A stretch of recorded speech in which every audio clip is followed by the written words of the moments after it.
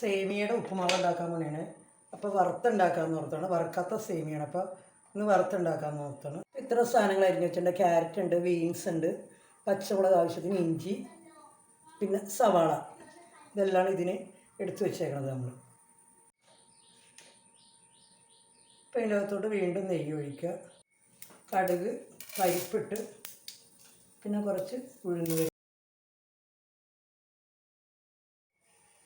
ഇനി നമുക്കിനി ഇത് തുറന്ന് നോക്കാം നമുക്ക് എങ്ങനെയായിരുന്നു.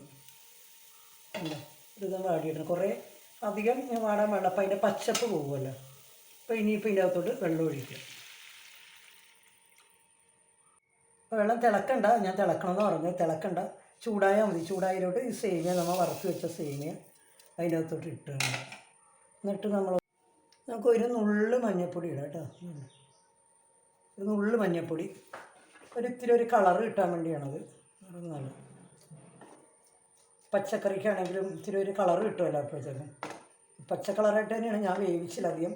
ശരിക്കും ഇങ്ങനെ അധികം ഒത്തിരി ഇട്ട് വാട്ടിയില്ലായിരുന്നു. അത് വാട്ടി കഴിയുമ്പോൾ ഇതിൻ്റെയൊക്കെ പച്ച നിറം പോകുമല്ലോ ബീൻസിൻ്റെയൊക്കെ.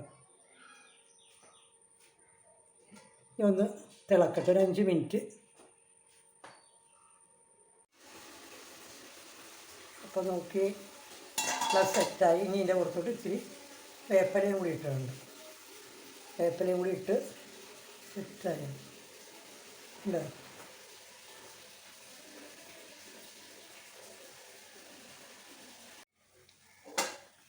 ഉണ്ട്, നല്ല സെറ്റായി. ഇനി വേണമെങ്കിൽ പഴം കൂട്ടി കഴിക്കണം, അല്ലെങ്കിൽ ഞാനിത്തിരി പഞ്ചസാര ഇട്ട് കഴിക്കും. എനിക്ക് പഞ്ചസാരയാണ് കൂടുതലും ഇഷ്ടം. ഇങ്ങനെ സേമിയ ഉപ്പുമാവ് റെഡിയായി. ഞാനിനി പഞ്ചസാര ഇട്ടാണ് തിന്നാൻ പോണത്.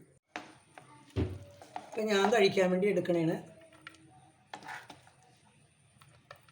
ഇച്ചൂടിന് ഇരിപ്പുണ്ട്. അപ്പോൾ ഇച്ചൂടിനും കൂടി ടേസ്റ്റ് ചെയ്യുക. ഇച്ചൂടിന് പനിയാണ്, അത് കാരണം കഴിക്കുക എന്ന് പറഞ്ഞോടാ. ഇത്തിരി കൊടുത്തു നോക്കാമെന്ന് ഓർത്താം.